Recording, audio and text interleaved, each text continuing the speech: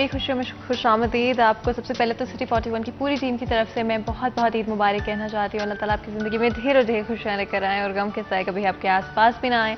आपको पता है ईद वाले दिन हमेशा कोशिश करनी चाहिए कि अपनी खुशियाँ जो हैं उनको बांटें। कोशिश करें कि अगर आप किसी की मदद कर सकते हैं, किसी के लिए कुछ अच्छा कर सकते हैं तो लाजमी तौर पे करें। अगर किसी की कुछ खरीद के दे सकते हैं, कुछ खरीद के देते हैं। अगर घर में मीठा बनाया है तो अपने नेबर्स के साथ उसको बांट लें, अपने इर्द गिर्द के लोगों के साथ शुरुआत करें। और जहाँ पर आपको लगता है कि किसी को ज़रूरत है किसी चीज़ की, चाहे वो छोटी सी चीज़ ही क्यों ना हो, लाजमी तौर पर उसे ज़रूर करें और अपनी खुशियाँ हमेशा बांटते रहें। याद रखें खुशियाँ और रिस्क बांटने से बढ़ती हैं, कभी कम नहीं होती। इसी ख्याल, इसी सोच के साथ आज के दिन को गुजारने की कोशिश करें। और आपको पता है हमारी हमेशा कोशिश रहती है कि आप लोगों की ईद हमारे साथ ही गुजरे। और आज हमारे तो बहुत ही खास मेहमान हमारे साथ मौजूद होंगे जिनसे बातचीत करेंगे। ईद के हवाले से बातें होंगी, खानों के हवाले से। और ईद हो और मीठा ना हो ये तो मुमकिन ही नहीं है। और बड़ी ईद हो तो बारबेक्यू भी लाजमी होते हैं। तो पूछ ही लेते हैं हमारे आज जो बहुत ही दो खास मेहमान हमारे साथ मौजूद है कि उनके घर बारबेक्यू हो रहा है आज या नहीं हो रहा है। तो जी सबसे पहले हमारे साथ चौधरी मोहम्मद शफीक अंजुम साहब मौजूद हैं जो कि प्रेसिडेंट स्मॉल ट्रेडर्स हैं, chairman flour mills association Faisalabad भी हैं। आपको वेलकम करते हैं शो में। बहुत बहुत शुक्रिया आज हमारे साथ वक्त गुजारने के लिए। और सबसे पहले सिटी 41 की पूरी टीम की तरफ से आपको बहुत बहुत ईद मुबारक। इसी के साथ हमारे साथ मियाँ सऊद साहब भी मौजूद हैं जो कि बिजनेसमैन हैं। आपको वेलकम करते हैं शो में। बहुत बहुत शुक्रिया आज हमारे लिए, हमारे शो के लिए वक्त निकालने के लिए। और आपको भी सिटी 41 की पूरी टीम की तरफ से बहुत बहुत ईद मुबारक। और बहुत बहुत शुक्रिया आप दोनों का। आज के दिन तो स्पेशली आई थिंक किसी के लिए भी वक्त निकालना बहुत मुश्किल होता है, इसलिए आप लोगों ने हमारे लिए वक्त निकाला। ईद की तैयारियों के हवाले से आज घर में क्या खाने बन रहे हैं, क्या यूजुअली रूटीन होती है ईद के दिन? बिस्मिल्लाहिर्रहमानिर्रहीम। सबसे पहले तो मेरी तरफ से आपको, सिटी 41 की टीम को और सिटी 41 देखने वालों को सबको बहुत बहुत ईद मुबारक। और जो आपका सवाल है कि घर में क्या है, तो मेरे घर की रूटीन तो ये है कि मेरे वालिद साहब भी अपनी फैमिली में बड़े हैं और वालदा भी बड़ी हैं, तो इसलिए पहले दिन हमारे घर में रिश्तेदारों की गहमा गमी होती है। नेक्स्ट डे जो होता है फिर दोस्तों की आमद शुरू हो जाती है। तो इस तरह ये 2-3 दिन ऐसे ही चलता है। तीसरे दिन फिर हम जहाँ कहीं मदऊ होते हैं वहाँ चले जाते हैं। तो इसमें जो बेशुमार खाने हैं जो कि मीठा भी है उसमें और बारबेक्यू भी है और कौरमा वगैरह, चावल, सारा कुछ ही बनता है क्योंकि सारा दिन ये सिलसिला चलता रहता है। तो गहमा गहमी रहती है। और आपकी क्या फेवरेट डिश है जो आपको होता है ईद पे ज़रूर बननी चाहिए? मैं तो इसमें जो मेरी अपनी फेवरेट डिश है वो तो होती है कि सब्ज़ी गोश्त होनी चाहिए। तो उसमें सब्ज़ी कोई भी चलती है। तो, हाँ जी। आपके घर सऊद साहब क्या ऐसी डिश है, रेसिपीज़ हैं जो कि ईद वाले दिन लाजमी बनाई जाती है? कोई एक ऐसी रेसिपी जो आपको होता है कि ज़रूर बननी चाहिए? बिस्मिल्लाहिर्रहमानिर्रहीम। सबसे पहले सिटी 41 को बहुत बहुत ईद मुबारक। और जितने व्यूअर्स हैं उन सब के लिए भी अल्लाह ताला हम सबको ये ईद की जो खुशियाँ ये समेटना नसीब करे। आमीन। तो चूँकि ये बड़ी ईद है और ये बड़ी ईद होती ही सेक्रीफाइस है, कुर्बानी, ईद कुर्बान इसको हम कहते हैं। तो हमें इसमें ख्याल रखना चाहिए कि एक मेरा छोटा सा मैसेज है कि जितने भी, जैसे आपने शुरू में किया, स्टार्ट में कहा कि हमें इर्द गिर्द का, अड़ोस पड़ोस का ख्याल करना चाहिए। तो इस सिलसिले में मैं ये चाहूँगा कि चूँकि मुझे एक मौका मिला तो स्पेशली जो सिटी एरियाज़ हैं ना, वहाँ पे हम बहुत ज़्यादा मुखय्यर हज़रात जो हमारी कच्ची आबादियाँ हैं वहाँ पे काफ़ी उनको ना हेल्प हो जाती है। तो अगर आप सिटी से बाहर निकलें, रूरल एरियाज़ में निकलें, तो वहाँ पे हमें तवज्जो देने की ज़्यादा ज़रूरत है। तो जहाँ तक ईद वाला डे है, ईद डे हम सेलिब्रेट इस तरह करते हैं कि मेरी वालदा हैं, बड़ा घर है हमारा, मैं अपनी फैमिली में छोटा हूँ, तो चूँकि माँ के साथ मैं रहता हूँ तो लिहाजा फिर वो सभी यहीं पे ही होते हैं। तो she is about 93 years old जो मेरी वालदा हैं। तो उस वजह से फिर सारे इधर आ जाते हैं। ईद का डे सारे उन्हीं के साथ सेलिब्रेट करते हैं, दुआएं लेते हैं। तो ईद स्टार्ट ही माँ की कदम बोसी से होती है। तो उसके बाद फिर जो बड़ी ईद है वहाँ पे कुर्बानी जिसने कर ली, मतलब टाइमली जब आप कुर्बानी कर लेते हैं तो समझें कि आपकी ये बड़ी ईद का जो एक ईद होती है वो आपकी सेलिब्रेट हो गई। एंड ऐसे होता है। आई थिंक आपने इतनी खूबसूरत बात की कि माओं के साथ ही जी बिल्कुल ईद शुरू होती है। और सबसे पहले जब अपनी अम्मी से प्यार ले लेते हैं, उनको ईद मुबारक कह देते हैं। कई दफ़ा ये होता है कि अच्छा चले रात को ही मिल लें और इस तरह से, लेकिन सबसे खूबसूरत चीज़ है, आई थिंक बहुत बड़ी ब्लेसिंग होती है, ये हम रियलाइज़ नहीं करते हैं। तो हमेशा हमेशा अपनी फैमिली के लिए वक्त निकालें। ज़िंदगी में जितनी मर्जी मसरूफियात हो, उनको छोड़ें, सारा कुछ छोड़ें, सिर्फ अपने वालिदैन के साथ वक्त ज़रूर गुजारें, क्योंकि ये ऐसा वक्त है जो कभी आपको दोबारा ज़िंदगी में नहीं मिल पाता है। तो जी आप बताएं किस तरह से ईदी देकर आए हैं या लेकर आए? नहीं, मैं तो क्योंकि मैं बड़ा हूँ सब बहन भाइयों से, मैंने तो ईदी देनी ही होती है। नहीं, मैं तो क्योंकि मैं बड़ा हूँ सब बहन भाइयों से, मैंने तो ईदी देनी ही होती है। अच्छा, लेनी नहीं होती। कोई नहीं देता आपको ईदी? मैं सबसे बड़ा हूँ, वालिदैन अल्लाह ताला के पास जा चुके हैं। अच्छा, तो इसलिए मुझे तो ईदी देना ही पड़ती है। अच्छा, तो मतलब सबको देकर आए? सबको देते। कभी किसी छोटे बहन भाई ने नहीं कहा हम आपको, आपके लिए भी हम आज कुछ लेकर आए हैं, हम नहीं, आपको वो कोई तो तोहफा गिफ्ट देना वगैरह चाहते हैं? तो ज़ाहिर वो अपनी खुशी से लाते हैं, मेरे बच्चे भी लाते हैं, लेकिन जो खालिस्तान ईदी देने वाला, वो नकदी देने वाला काम है ना, वो तो मेरी जिम्मेदारी है सबको देना। अच्छा, तो कोई फेवरेट गिफ्ट आज तक आपका जो हमेशा आपको बहुत अच्छा लगा? वो बस मुझे किसने दिया और क्या दिया? मेरे आमतौर पे बर्थडे पे मेरे बच्चे मेरे लिए कोई परफ्यूम मेरा पसंदीदा ले आते हैं, तो मैं ज़्यादा लाइक भी उसी को करता हूँ। तो परफ्यूम जो अच्छे अच्छे लाते हैं मेरे लिए। अच्छा, हाँ जी। और मीठे में क्या पसंद करते हैं? मीठे में मैं तकरीबन तमाम चीज़ें जो भी मीठी हैं इस्तेमाल करता हूँ। वो शुगर पेशेंट हूँ, लेकिन चखना तो पड़ता है। शुगर फ्री ऑप्शंस भी होते हैं? शुगर फ्री भी बिल्कुल होते हैं, लेकिन मीठा खाने का मज़ा तो उसी में है अगर वो रियल मीठा है। तो उसमें जो है आजकल तो सबसे बेहतरीन मीठा मैंगो है। मैंगो? तो ज़्यादा मैंगो खाते हैं कम? नहीं, मैं तो ज़्यादा खाता हूँ क्योंकि लिमिटेड सीजन के लिए आता है। तो हम सोचते हैं दवाई तो खानी है, मैंगो क्यों छोड़ें। ये भी वैसे बात सही है।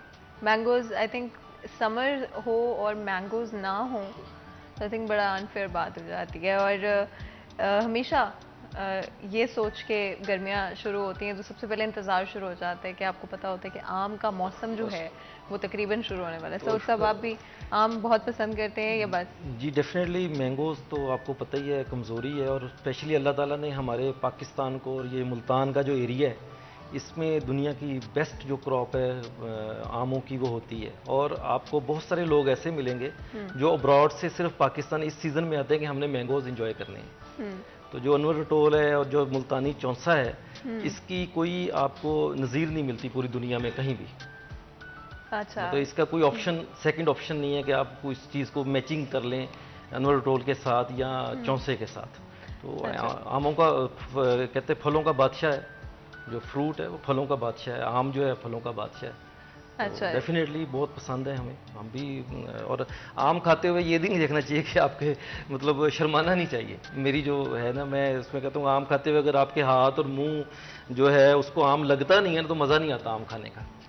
अच्छा, ये भी बताइएगा कुर्बानी हमेशा बड़ा मुश्किल एक वक्त होता है, आपको होता है कि जल्दी से जानवर ख़रीद लिए जाएं और मार्केट में रेट्स इतने डिफरेंट होते हैं, फिर टाइमिंग का देखना पड़ता है कब ख़रीदा जाए, ना ज़्यादा पहले ना ज़्यादा बाद में। तो कब आपने जानवर ख़रीदे और मार्केट किस तरह की थी इस दफ़ा? उसमें ऐसे होता है, जो हमारी रूटीन तो ये है कि हमने ये ईद गुजरते ही 1 माह के अंदर जानवर ख़रीद लेने हैं। जो बकरे हैं या जो बैल हैं वो भी ख़रीद लेने हैं। वो पूरा साल हमने अपने फार्म हाउस पे उनको पालना है, निगहदाश्त करनी है। इसलिए हमें तो पता नहीं चलता है कि मार्केट की सिचुएशन क्या है। मार्केट की सिचुएशन तो तलब रसद पर है कि तलब ज़्यादा है, रसद कम है तो रेट हाई हो जाएगा। अगर रसद ज़्यादा है और तलब थोड़ी है, जैसे कि आजकल महंगाई बहुत ज़्यादा है, तो डेफिनेट एंड पे मार्केट का रेट गिर जाएगा। अच्छा, बचपन की कोई ईद जो आपको अभी भी याद आती हो? बचपन की ईद आप कह लें कि ये याद है मुझे कि अब तो हम डेली हमारी जो वार्डरोब्स हैं उसमें नए सूट और हैंग होते हैं, और शायद मुझे याद है कि अभी भी 2-3 हैंग होंगे जो मैंने पहने नहीं हैं। तो बचपन में जो हमें ईद की सबसे बड़ी खुशी होती थी वो ये होती थी कि हमें नए कपड़े मिलने हैं और जूता मिलना है। तो मेरे ख्याल में ये जो फीलिंग्स हैं अब नहीं है। अब हम इतने इसमें माशाल्लाह अल्लाह का फजल है, या हमारे ट्रेंड्स ऐसे हो गए हुए हैं कि हर जैसे चोई साहब हैं, डेफिनेटली इनकी वार्डरोब में 10-12 सूट पड़े होंगे जो इन्होंने अभी तक पहने नहीं होंगे। तो बचपन में ये चीज़ें नहीं थी, वो बड़े सादा थे। जब हम आज से 40 साल 30 साल पीछे चल जाएं तो बड़ी एक ईद के ऊपर जूता मिलना, ईद के ऊपर हमें सूट मिलना, वो बड़ी खुशी होती थी, और मेरे ख्याल में वो सबसे बड़ी खुशी वही होती थी। या फिर बचपन की ईद की खुशियाँ आई थिंक कभी आप कंपेयर नहीं कर सकते। वो एक्साइटमेंट, वो माहौल, आई थिंक वो बचपन का ही जी, होता है। बिल्कुल और ऐसे ही। ऐसा कोई और वक्त आई डोंट थिंक ज़िंदगी में होता है जहाँ पे आपको इतना एक्साइटमेंट होता है कि रात को नींद भी नहीं आ रही होती कि अगले दिन ईद है। आपका बहुत बहुत शुक्रिया अदा करते हैं, आपने आज हमारे लिए वक्त निकाला, हमारे शो के लिए वक्त निकाला। ठीक है। और यहाँ पर बिल्कुल छोटा सा ब्रेक लेते हैं, कहीं मत जाएगा, हमारे साथ रहेगा।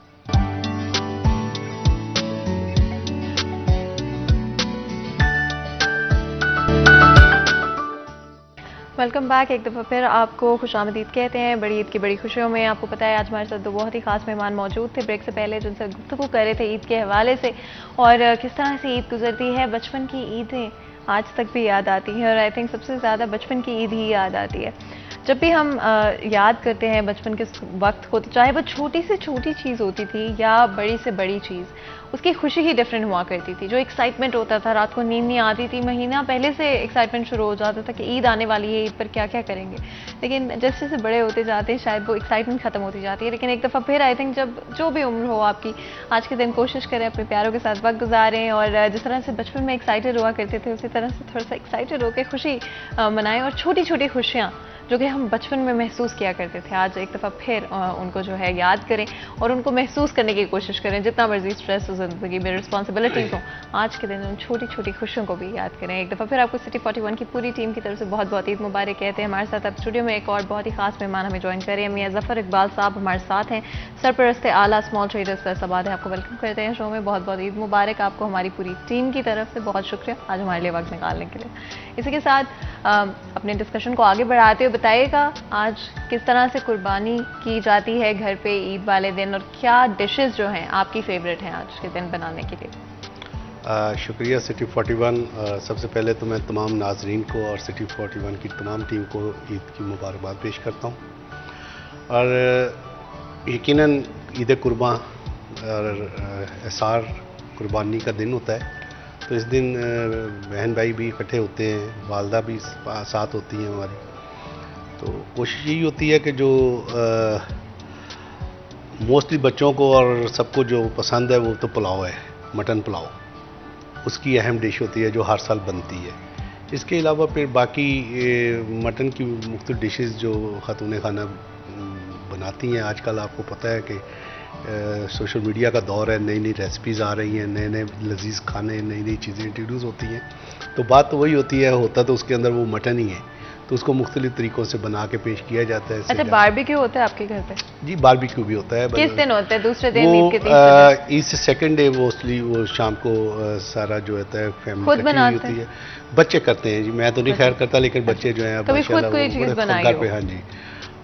ये चाय बनाई होगी कभी, जब बनाई है। इसके अलावा कभी कुछ नहीं बना के खिलाया? नहीं, कभी ऐसा इत्तेफाक नहीं हुआ। अल्लाह का शुक्र है कि घर में कभी मौका ही नहीं दिया खातून खाना ने कि मैं खुद कुछ चीज़ बनाऊं। तो आपने कभी खुद ऑफर करना था ना, मैं बना के खिलाता हूँ। इतना वो कुकिंग का शौक भी नहीं है, कोई आइडिया भी नहीं है, वो चीज़ ख़राब करने से बेहतर है फिर बैठे बैठाए मिल जाती है तो वो ज़्यादा बेहतर होती है। शफीक साहब, आपकी कोई बचपन की ईद की मेमोरी जो आपको बड़ी फेवरेट हो? ईद की मेमोरी जो है उस वक्त ईद लेना सबसे खुशकन बात होती थी कि आपने ज़्यादा से ज़्यादा ईदें वालदैन से, चचा से, पप्पो से, खाला से, सबसे ज़्यादा किससे ईद मिला करती थी? तो सबसे ज़्यादा जो ईद है वो तो वाले सबसे ही मिलती थी। अच्छा। तो वो सबसे ज़्यादा खुशी का लम्हा होता था कि वो एस्टिमेट है भाई मेरे पास इतने हज़ार हो गए हैं, अब मैंने कैसे कैसे इसको अगले 2-4 दिन खर्च करना है। अच्छा। उस वक्त सबसे कभी प्लानिंग के साथ कोई चीज़ सोच ली हो मैं ये खरीदूंगा इस ईद पर? हाँ, उस ज़माने हमारे जब हम छोटे थे उस ज़माने में ज़्यादातर ये पतंगबाजी होती थी या फिर ये क्रिकेट है, उसके ये फुटबॉल है, हॉकी है, ये होती थी। वो उसके बाद थोड़ा सा बड़े हुए तो वो वीडियो गेम का दौर शुरू हो गया कि वीडियो गेम अपनी होनी चाहिए। तो अब तो खैर अब मोबाइलों में भी वीडियो गेम ओल्ड हो चुकी है। वो हमारे ज़माने में ये शौक होता था कि वीडियो गेम अपनी होनी चाहिए, जाके उस पर काफ़ी सारा खेले, वरना क्योंकि वो टोकन अगर बाजार में खेलते थे टोकन खत्म हो जाते थे जल्दी, तो वो उस वक्त बड़ा ये ट्रेंड। अच्छा, जिस तरह से वो कैमरा में रोल होता था और उसके अंदर रील होती थी। हाँ। और उसको आप 28 तस्वीरें या 30 तस्वीरें मेरे ख्याल है आप खींच सकते नहीं, उसको ज़्यादा से टच करते थे कि उसमें 32-34 कैसे बननी है। ये बड़ा उस वक्त मुकाबला होता था कि 28 की रील है तो इसको 32-34 करना है। अच्छा तो बाज़ दफ़ा हो जाती थी। अच्छा। हाँ जी, जिस तरह वो उस ज़माने में वो टेलीफोन को भी ऐसे ऐसे घुमा के करते थे ना, बावजूद लाख होने के घुमा तेज़ी से घुमा के कॉल मिल जाती थी। तो इस तरह वो तेज़ी से जब बटन प्रेस करते थे स्टिल कैमरे का, तो उसमें 28 वाली रील पे 32-34 भी बन जाती थी। अच्छा, तो कोई उसमें ईद पर आपकी भी तस्वीरें होंगी डेफिनेट, जो बचपन की, और जिसमें बिल्कुल पोज अच्छे नहीं बने होते थे और बड़े फनी फनी कई दफ़ा पोज बन के बने होते बिल्कुल थे। ऐसे हैं। आज हम देखते थे वो बड़े मध्यम सी हैं, पर ओल्ड कैमरे तो होते थे। अभी जितनी इस वक्त डिजिटल तस्वीरें वो बड़ी शाइनिंग है ना, उस वक्त की इतनी शाइनिंग नहीं होती थी। तो आज हम देखते हैं वो क्या यूँ लगता है जैसे वो पत्थर के ज़माने की हैं, और आज तो बहुत अच्छी तस्वीरें बनती हैं। अच्छा, बचपन में जिस तरह से बच्चों को बड़ा शौक होता था कुर्बानी देखने का, और इधर उधर हमसाओं की तरफ हो रही है या दूसरे मोहल्ले में कहीं पर हो रही है, तो आप भी इस तरह से किया करते थे? डेफिनेटली मेरा चूँकि मेन बचपन का जो अहम दौर था वो सारा गुलाम अहमदाबाद में गुजरा। वो एक मोहल्ला टाइप मोहल्ले के अंदर रहते थे। तो पहले तो शौक़ होता था कि कुर्बानी का जानवर लेने जाना वाले साहब के साथ, अल्लाह उनके ऊपर की रहमत करे। तो उनके साथ जाना, कुर्बानी का जानवर लेके आना, फिर उसकी देखभाल करना, उससे खेलना। तो फिर ये शौक़ होना कि जी अब किस किस के पास कुर्बानी हो रही है, वहाँ पहुँच जाना, वो देखना। वो बचपन की चीज़ें हैं और वो दौर बहुत सुनहरी दौर था। आज तो बहुत चीज़ें वो नापेद हो गई हैं। तो अगर देखा जाए तो इस वक्त तो हम जो है ना कैद हो गए घरों के अंदर, हसार में गुम हो गए हैं। अब वो अपनाइयत, वो चीज़ें बहुत कम। अच्छा, बचपन में ऐसे किया करते थे कुर्बानी के जानवर को रात रात तक खिलाना, सैर कराने लेकर जाना, साथ तस्वीरें खिंचवाना, दोस्त बन जाते थे, और फिर जब कुर्बानी होती थी तो थोड़ा बहुत रो भी पड़ते थे? बिल्कुल ऐसे ही होता था, बल्कि उससे अपनाइयत इतनी हो जाती थी कि जब उसको ज़िबा किया जाता था तो आंखों में अच्छे खासे आंसू, बल्कि रोना शुरू कर देते, इसको नहीं ज़िबा करने देना, हमने खेलना है अभी। हाँ। तो ये बचपन तो बिल्कुल है, आज भी बच्चे करते हैं, ऐसे ही होते हैं, मानूस हो जाते हैं, और जानवर भी मानूस हो जाते हैं बच्चों के साथ। मैं समझता हूँ कि ये दौर अभी भी चल रहा है। तो ख़ासकर जो कुर्बानी का जानवर होता है उससे तो वैसे ही अल्लाह की ख़ास कुदरत होती है कि उससे प्यार इतना हो जाता है कि वो फिर वो आंखें भर आती हैं जब उसको ज़िबा किया जाता है। क्योंकि एक तंदुरुस्त जानवर को आप अपने सामने जब ज़िबा करते हैं, सुन्नत इब्राहिमी जो है उसको आप पूरा करते हैं, तो यकीनन मैं समझता हूँ कि वो बड़ा दिल खराश वाक़या होता है कि आपके सामने जब आप उसको ज़िबा करवा रहे होते हैं या कर रहे होते हैं, तो यकीनन एक तंदुरुस्त जानवर होता है, वो कोई नहीं होता। लेकिन क्योंकि आम दिनों में तो जब हम गोश्त लेने जाते हैं, वो तो कसाई ने किया होता है, लेके आ जाते हैं, उस पर उतना दर्द नहीं होता। लेकिन जो जानवर आप अपने सामने ज़िबा करवाते हैं, उस वक्त डेफिनेटली आपका जज्बा, आपका जो अंदर की एक वो कह लें इंसानियत है ना, वो झंझोड़ती है आपको। लेकिन ये एक निज़ाम कुदरत है। एंड ईद का आई थिंक जो एसेंस है वो दूसरों का सोचने में है, दूसरों का ख्याल करने में है, गिव बैक करने में। लेकिन आज के वक्त में समझते हैं कि वो एक जो जज्बा होना चाहिए, जो एक एहसास होना चाहिए दूसरों का, वो कम हो गया है, और ज़्यादा हमारा पर्पज़ होता है कि अपने फ्रिजों में जितना हो सकता है गोश्त जमा कर दिया जाए। उसमें देखें, इसमें तो मेरा जो मैसेज है, तमाम जो साहिब हैसियत लोग हैं, स्पेशल उन पर ये जिम्मेदारी आयद होती है कि ईद उल अज़हा जो कुर्बानी की ईद है, ये नाम ही सेक्रीफाइस करने का है। आपको तो अल्लाह ने तौफीक दी है, आप पे खसूसी रहमत है कि आप पूरा साल इन चीज़ों को एंजॉय करते हैं। तो अगर आप कुर्बानी कर रहे हैं तो आप उसमें मोस्टली कोशिश करें कि ज़्यादा से ज़्यादा जो लोग उसके मुस्तहिक हैं उनको उसमें शरीक किया जाए। फ्रिज नहीं भरनी चाहिए। देखिए, फ्रिज मैं जो समझता हूँ कि जो मुखय्यर हज़रात हैं, जो साहिब हैसियत है, उनको तो फ्रिज का सोचना भी नहीं चाहिए, क्योंकि उनके पास तो पूरा साल अवेलेबल है ना, वो क्यों फ्रिज भरते हैं, उनको नहीं भरना चाहिए।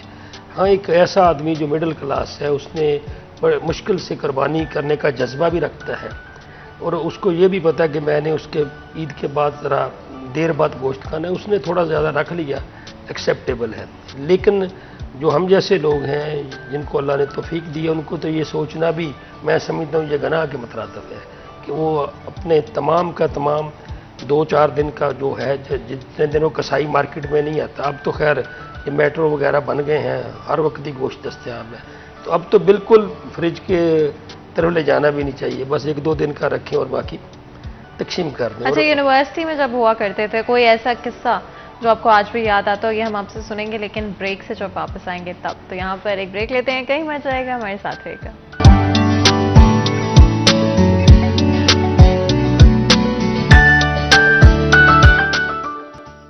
बड़ी ईद की बड़ी खुशियों में खुशामदीद। एक दफ़ा फिर सिटी 41 की पूरी टीम की तरफ से आप सबको बहुत बहुत ईद मुबारक। अल्लाह ताला आपकी ज़िंदगी में ढेरों ढेर खुशियाँ लेकर आएँ और गम के साए कभी आपके आसपास भी ना आए।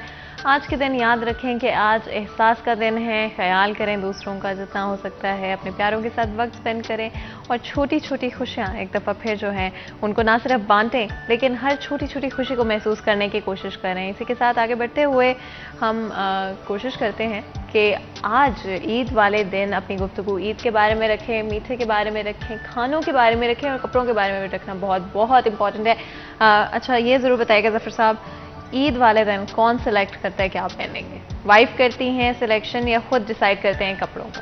नहीं, मेरी हमेशा कपड़ों की ड्रेसिंग तो वाइफ करती हैं। ईद का दिन होता है, डेफिनेटली वो सुबह आपने नमाज़ पढ़ने के लिए जाना है तो नए कपड़े पहनने हैं, आके फौरी उसको फिर चेंज कर लेना, फिर कुर्बानी की तरफ लग जाना। मेरी कोशिश होती है कि कुर्बानी भी जो है वो भी जितनी जल्दी सुबह फर्स्ट टाइम कोशिश करता हूँ 8:30-9 बजे तक फ़ारग हो जाता हूँ मेन। अच्छा, और पहले दिन ही कोशिश होती है? हाँ जी, मेरी हमेशा से कोशिश होती है जी कि पहले दिन ही कुर्बानी सारी करके तो उसको जितनी जल्द तकसीम किया जाए। बल्कि ये अभी फ्रिज की बात आपने जैसे की है चौधरी साहब के साथ, तो मैं तो इसके बिल्कुल हक़ में नहीं हूँ और अल्हम्दुलिल्लाह अल्लाह ने जब से तौफीक दी है, चूँकि मैं बच्चों को भी यही तलकीन की है कि अल्लाह ने आपको ये इस्तेदाद दी हुई है कि आप पूरा साल जब चाहते हो मटन भी खाते हो, चिकन भी खाते हो, देसी चिकन भी खाते हो। तो लिहाजा ये जो कुर्बानी होती है इसका जो एक्चुअल फ़लसफ़ा है, ये गरीबों का, जो ज़रूरतमंद हैं, जो लोग नहीं अफोर्ड करते, उन पे है। और अल्लाह का शुक्र है कि ये चीज़ बच्चों के अंदर भी फ़रोग़ पूरी तरह पा चुकी है कि वो जैसे ही कुर्बानी का मटन बना के अंदर चला जाता है तो उसको फौरी तौर पे शॉपर्स में डाल के कोशिश करते हैं कि मैक्सिमम जाके तकसीम कराएं। और फिर सिर्फ स्टाफ के लिए हमारी कोशिश होती है कि जो हमारे साथ मुंसलिक है, हमारे फैक्ट्री के जो मज़दूर हैं, लेबर है या ऑफिस के स्टाफ है, हमारे साथ चैम्बर के स्टाफ है, उनके लिए हम वो पैकिंग बना के उनको बताया होता है कि वो कोई लेट आ जाता है, कोई जल्द आ जाता है, उनको दे देते हैं। तो मेरा नहीं ख्याल कि ये प्रैक्टिस जो है 3 से 4 दिन के बाद हमारे घर में कभी कुर्बानी का जो मटन है या बीफ है को पड़ा हो। बीफ तो खैर सारा ही तकसीम हो जाता है, लेकिन मटन भी उतना का रखते हैं हम जितना होता है, क्योंकि उसकी वजह फिर मैं ये कहता हूँ, देखिए कुर्बानी आपने एहसार है, कुर्बानी का नाम ही एहसार है। अगर आपने वो चीज़ अपने लिए रखनी है, अपनी फ्रिजें भरनी है, तो फिर इससे बेहतर है कि आप ये शोबाजी ना करें। अल्लाह हर चीज़ जानता है और वो देख रहा है। अच्छा, ब्रेक में जाने से पहले शफीक साहब आपसे एक सवाल पूछा था यूनिवर्सिटी लाइफ को लेकर। यूनिवर्सिटी लाइफ का कोई ऐसा किस्सा जो अभी भी याद आता हो? यूनिवर्सिटी लाइफ में तो बहुत सारे किस्से होते हैं, कोई एक उसमें स्पेशली जो दोस्तों को डराने वाला किस्सा होता है कि किसी तरीके से उनको कभी डराया जाए। कहीं भी कोई वो उस जमाने में ना वो प्लास्टर रबड़ के सांप आते थे, किसी पे सांप फेंक देना एकदम, तो या किसी की चाय जो चारपाई होती थी नीचे से उसको हिलाना कि जलजला आ गया उठ के दौड़ पड़ोगी, इस किस्म की शरारतें। कभी दौड़ाया किसी? दौड़ाया भी है और असेंबली बैंक है। अच्छा, हॉस्टल लाइफ थी यूनिवर्सिटी में, तो फिर तो खाने भी बनाए होंगे खुद? खाने भी बनाने में जानता हूँ। क्या बना लेते? मैं सब कुछ बना लेता हूँ। सारा कुछ? सब कुछ।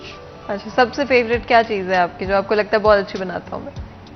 सबसे अच्छी जो मैं इसमें जो यानी कोरमा टाइप चीज़ है वो मैं ज़्यादा बेहतर बना लेता हूँ, क्योंकि हम ऑलरेडी कैंपिंग करते थे दरियाओं पे, जंगलों में।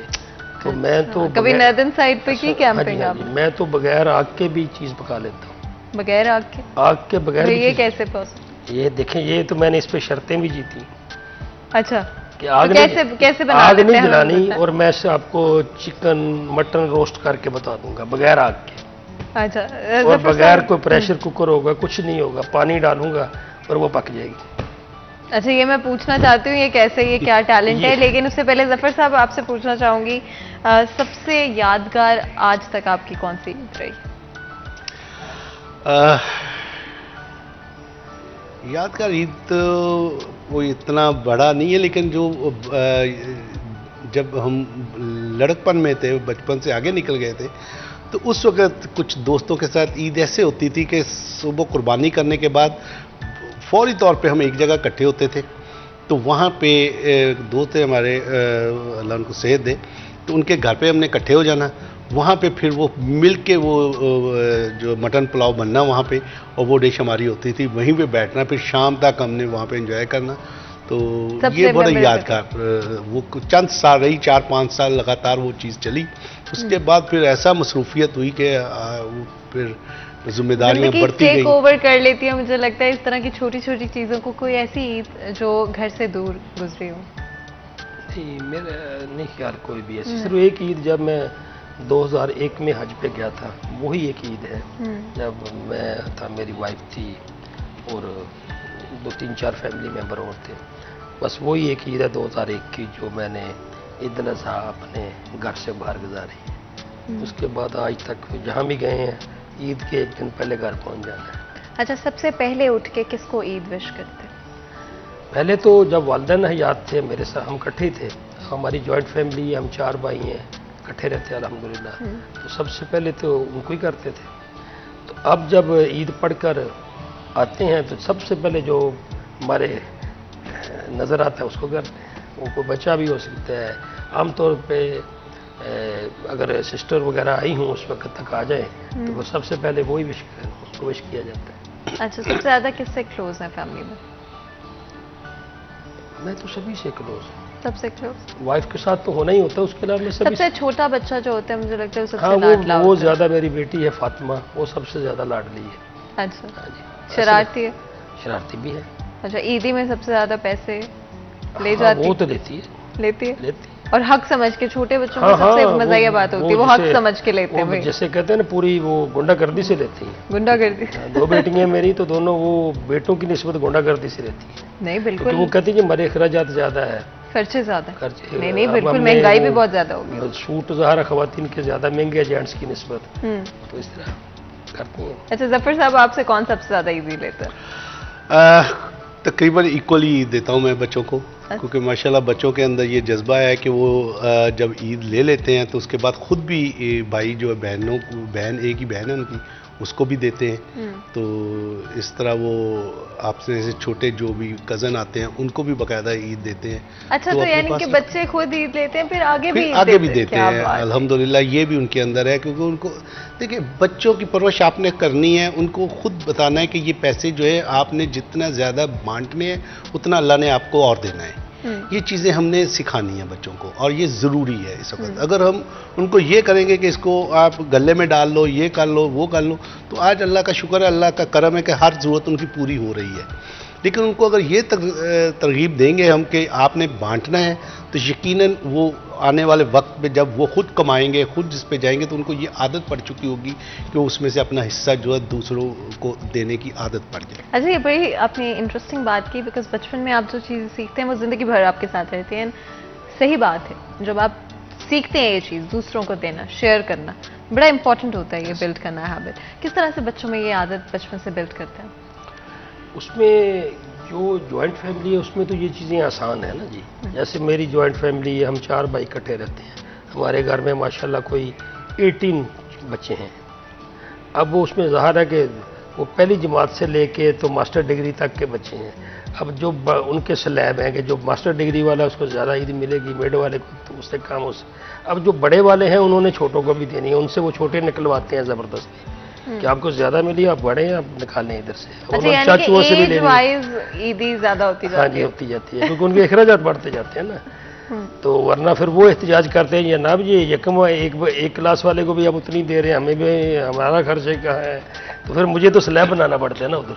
तो फिर वो जो छोटे हैं वो बड़ों से भी निकलवाते हैं। अच्छा, तो बड़ा शुगल वो चलता है उस वक्त। वो चाचुओं से, वो चाचू जो उनके है वो जानबूझ के थोड़े देते हैं कि वो कहते हैं नहीं नहीं पापा ने इतने दिए हैं, उसने चाचू ने इतने दिए हैं, आपने उससे कम नहीं देने हैं, वो ज़्यादा देने हैं। इस तरह चलता है वो, फिर घंटा डेढ़ वो ना चलता रहता है शुगल।